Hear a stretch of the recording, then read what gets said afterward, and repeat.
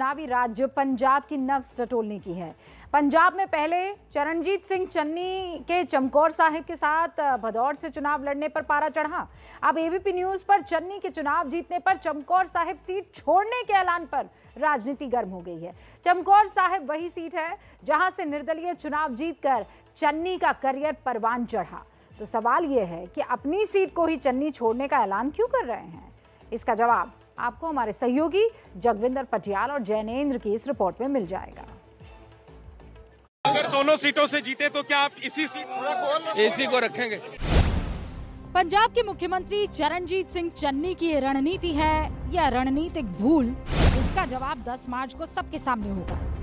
लेकिन चन्नी ने अचानक चमकौर साहिब के साथ ही भदौर से लड़ने का ऐलान ही नहीं किया, बल्कि मतदान से पहले एबीपी न्यूज पर यह ऐलान भी कर दिया कि दोनों सीट जीतने पर वो चमकौर साहिब से इस्तीफा दे देंगे। इसीलिए सवाल यह है कि रणनीति है या उनकी कोई रणनीतिक भूल। रणनीतिक भूल इसीलिए क्योंकि चन्नी ने जिस तरह से चमकौर साहिब को छोड़ने का ऐलान किया है, उससे वहां के मतदाताओं में क्या गलत संदेश नहीं जाएगा? लेकिन अगर ये रणनीति है तो क्या इसका मतलब ये है कि चन्नी मालवा से मजबूत आम आदमी पार्टी में सेंध लगा रहे हैं? सवाल ये भी कि क्या चन्नी का ये दाव दलित बहुल्य मालवा के वोटर्स को लुभाने के लिए है? क्योंकि चन्नी खुद दलित समाज से हैं, तो क्या वो अपने चेहरे के दम पर मालवा में दलित वोट खींचने की कोशिश में है? ऐसा शायद ही कभी हुआ हो जब 2 सीटों से चुनाव लड़ रहे किसी उम्मीदवार ने मतदान से पहले ही अपनी एक सीट से इस्तीफे का ऐलान कर दिया हो।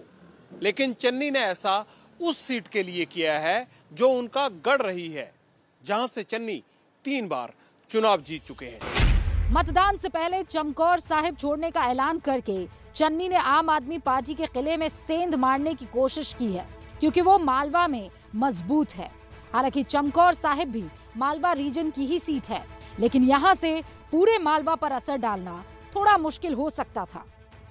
दरअसल पंजाब को 3 हिस्सों में माना जाता है। माझा जिसमें 25 सीटें हैं, दोआब जिसमें 23 सीटें हैं और मालवा जिसमें सबसे ज्यादा 69 सीटें हैं।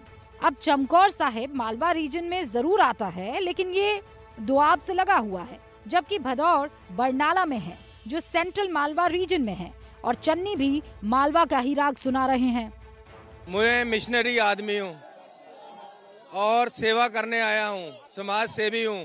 राजनीति बाद में, पूरा मालवा इसको उठाना है, क्योंकि मालवे में तरक्की नहीं हुई, डेवलपमेंट नहीं हुई।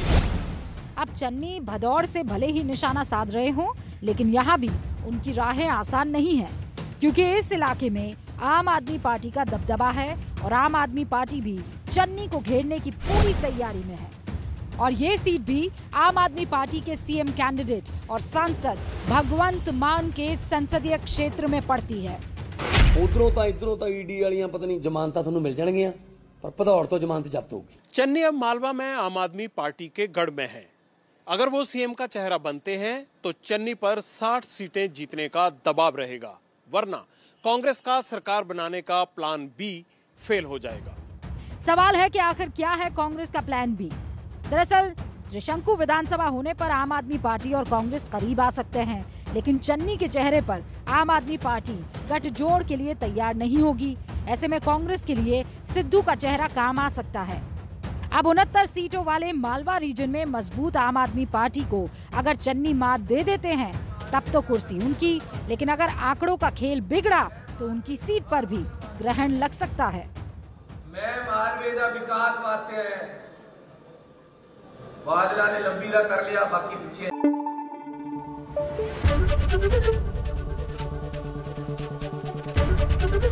एबीपी न्यूज आपको रखे आगे।